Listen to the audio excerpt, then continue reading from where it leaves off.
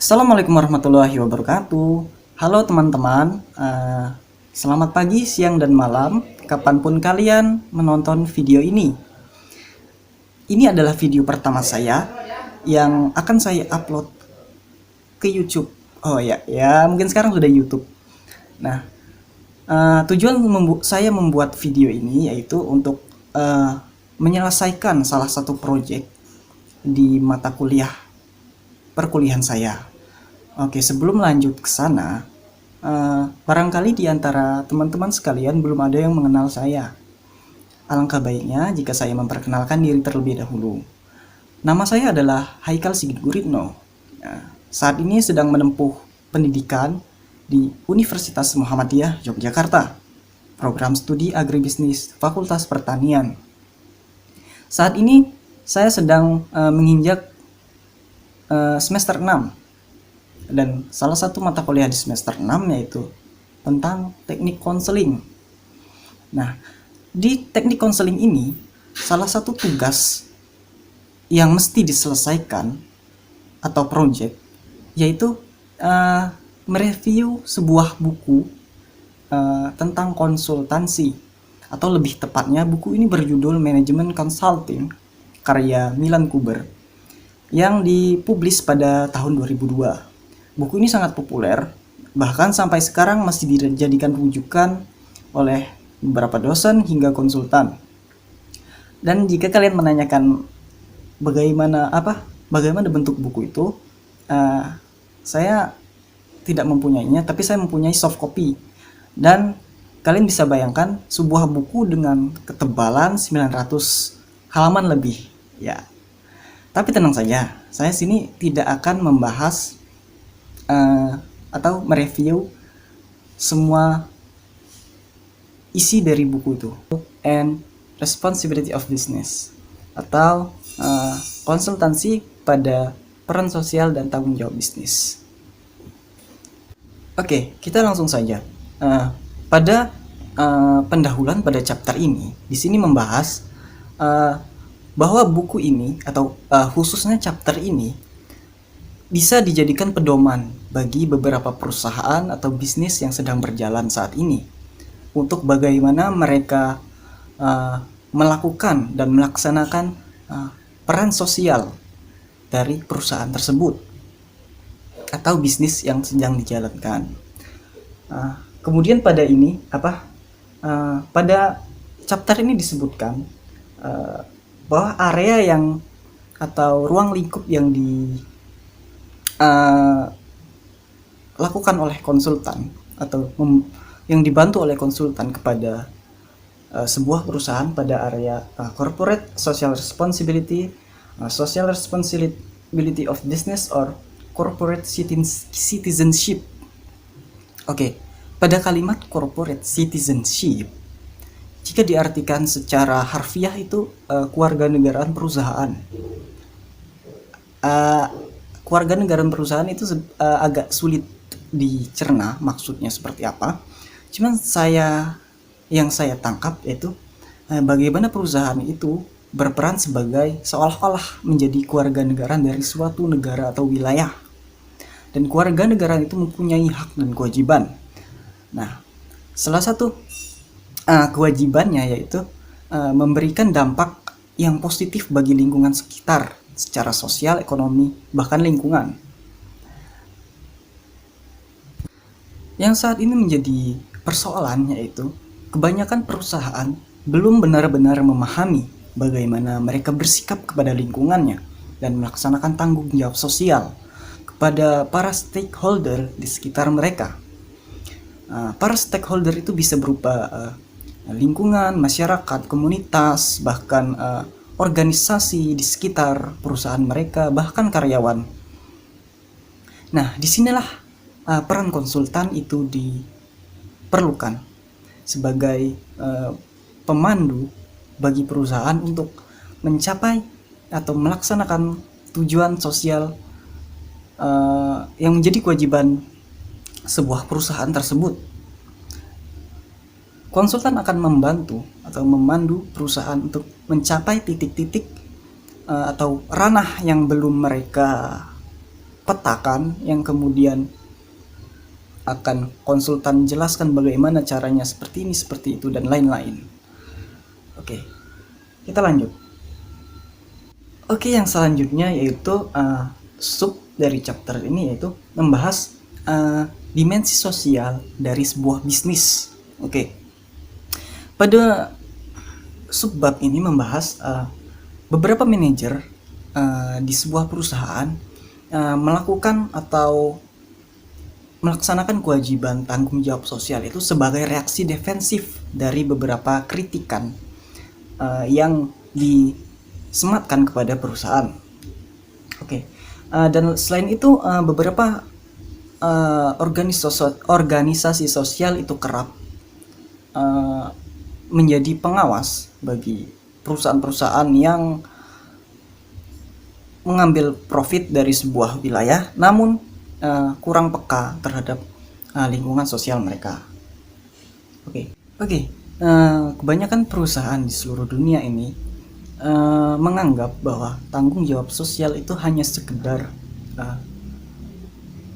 menyelesaikan sebuah kewajiban yang akibat keterpaksaan. Jadi ibaratnya kayak gini, ketika sebuah perusahaan berdiri dan melaksanakan kegiatan produksi dan lain-lain, sebenarnya sudah melekat kewajiban mereka harus memberikan dampak positif bagi lingkungan sekitar. Nah, bagi perusahaan yang kurang mengetahui dan kurang peka terhadap hal itu, mereka akan melaksanakan tanggung jawab sosial itu hanya sekedarnya sebagai melepaskan tanggung jawab pada tahun itu atau pada saat itu, dan akan diulang pada masa yang akan mendatang tanpa ada kemajuan yang berarti. Nah, hal-hal itu yang harus dihindarkan atau dihindari oleh perusahaan, karena perusahaan itu seharusnya memberikan dampak positif secara berkelanjutan. Namun yang perlu dicatat adalah tidak setiap perusahaan di berbagai wilayah itu mempunyai standar yang sama. Oke. Nah, pada wilayah A standarnya bisa berdasarkan tradisi, budaya, geografi, dan lain-lain. Dan pada wilayah B, perusahaan itu bisa kepada bagaimana masyarakat, keadaan masyarakat di sana, bisa juga apakah di sekitar perusahaan tersebut ada perusahaan lain, atau di sana apakah ada suatu komunitas sosial yang bergerak di bidang kemanusiaan. Nah, untuk melaksanakan tanggung jawab itu diperlukan cara dan pendekatan yang berbeda. Nah, disinilah peran konsultan, yaitu bagaimana mereka mengarahkan sebuah perusahaan untuk melaksanakan tanggung jawab sosial pada tempat yang tepat. Dan sebenarnya tanggung jawab sosial ini jangan hanya dijadikan sebagai prinsip teoritis, tapi dijadikan sebagai praktek konsep praktek operasional, yang mana perusahaan bertanggung jawab untuk memberikan dampak yang efektif kepada masyarakat dan menyelaraskan berbagai pendekatan dan membangun keharmonisan. OECD menekankan bahwa tanggung jawab perusahaan yaitu melibatkan mencari kesesuaian dan kecocokan yang efektif antara perusahaan dan masyarakat sehingga terjalin sebuah sinergi yang saling menguntungkan. Kemudian Universitas Bisnis mendefinisikan bahwa tanggung jawab sosial yaitu kewarganegaraan perusahaan yang baik, kinerja etika bisnis, sejumlah bidang yang meliputi sejumlah bidang yang berpengaruh kepada hak asasi manusia, masyarakat, hubungan kerja, pelanggan, pemegang saham, dan lain-lain. Kemudian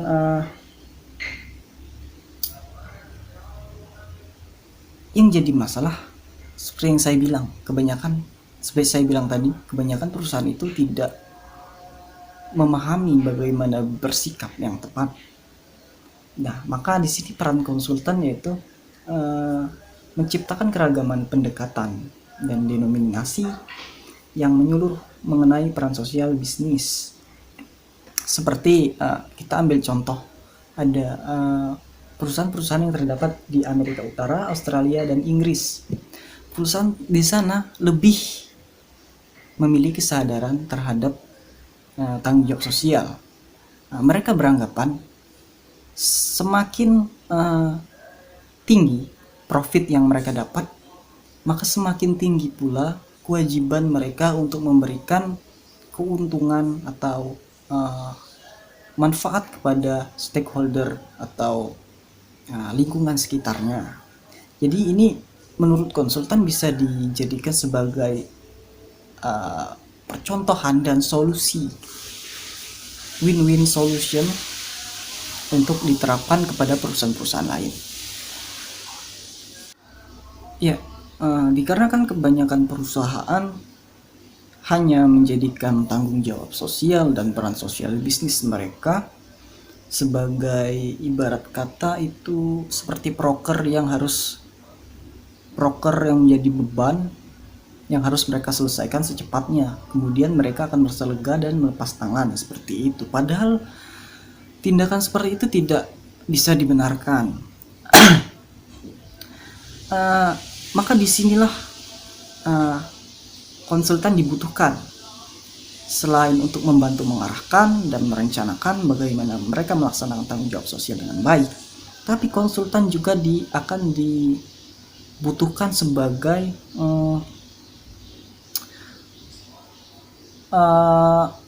sesuatu yang mendorong mereka agar menjadikan tanggung jawab sosial itu menjadi visi dari sebuah perusahaan.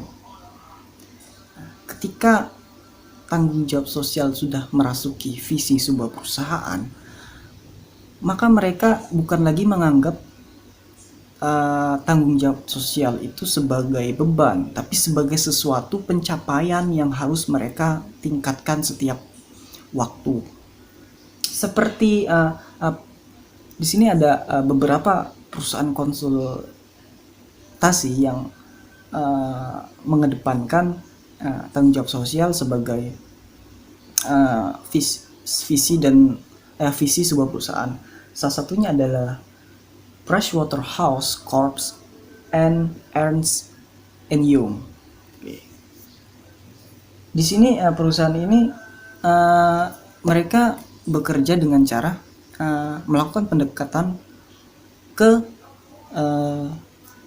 berbagai lini dalam perusahaan manajerial. Yang langkah pertama yang mereka lakukan adalah dengan cara melakukan pendekatan kepada manajer tingkat atas atau yang bisa disebut bisa direktur, CEO atau apa dan lain-lain. Ketika mereka sudah menyadarkan ibaratnya bisa dikatakan top to bottom, jadi dari atas ke bawah. Karena apa? Karena di atas itu manajer tingkat atas itu memiliki wewenang dan wibawa dalam mengatur bawahannya. Jadi ketika konsultan berhasil mempengaruhi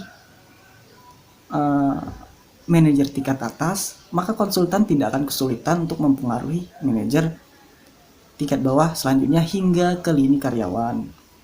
Karena apa? Karena manajer tingkat menengah atau di bawahnya itu seolah-olah sudah percaya karena mereka meyakini bahwa manajer tingkat atasnya saja sudah percaya, ya sudah, kita menuruti saja gitu. Kemudian terdapat beberapa perusahaan yang sudah menjadikan bahwa tanggung jawab sosial itu bagian dari pencapaian mereka.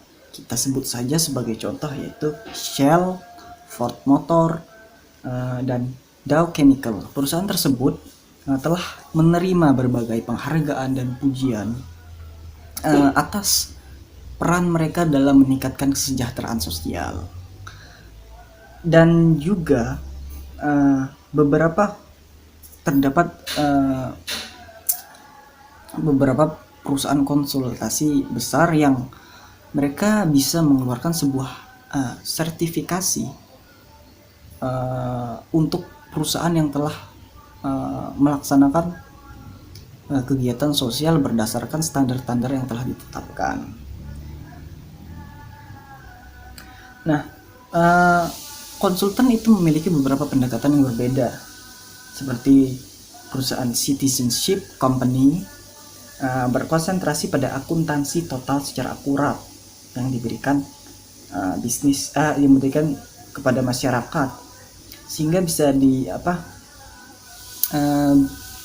seperti memberikan transparansi kepada masyarakat sekitar tentang apakah program yang telah program sosial yang telah diberikan oleh perusahaan tersebut ke masyarakat benar-benar sesuai dengan realisasinya, seperti itu.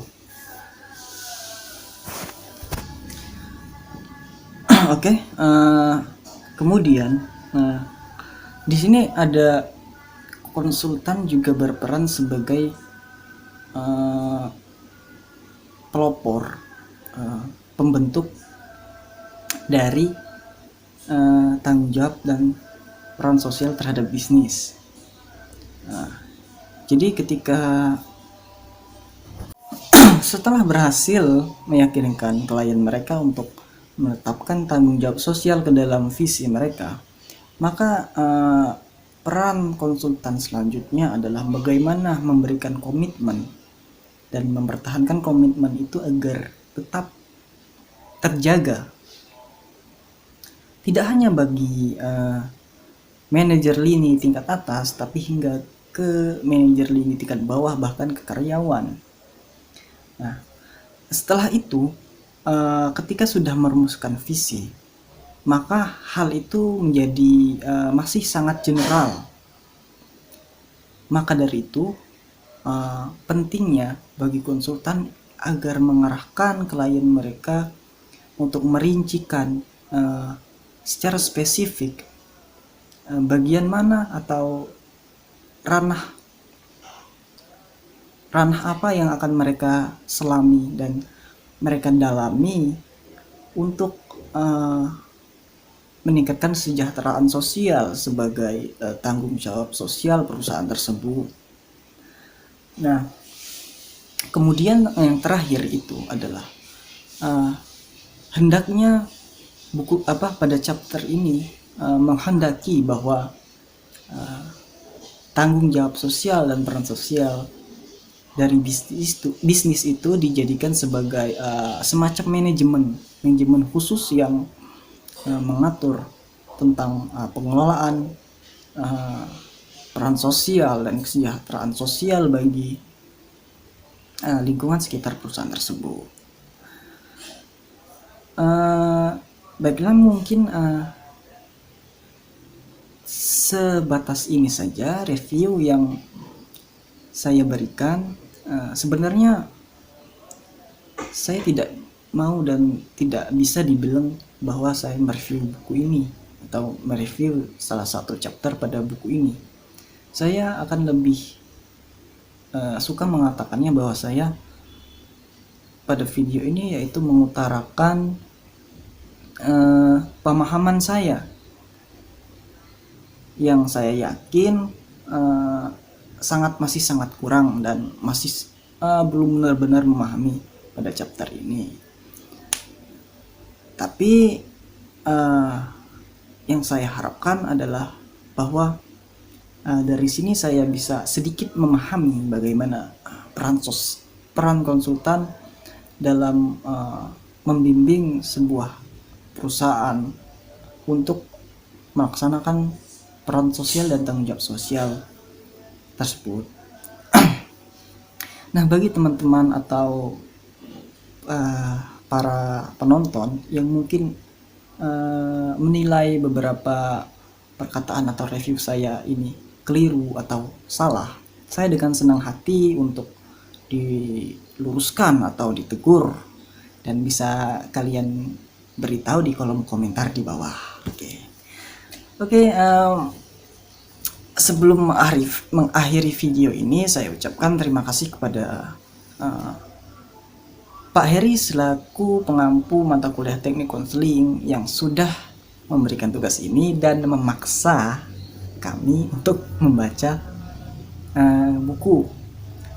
Kalau pemaksaan biasanya itu berkonotasi negatif, maka pemaksaan yang ini konotasinya positif.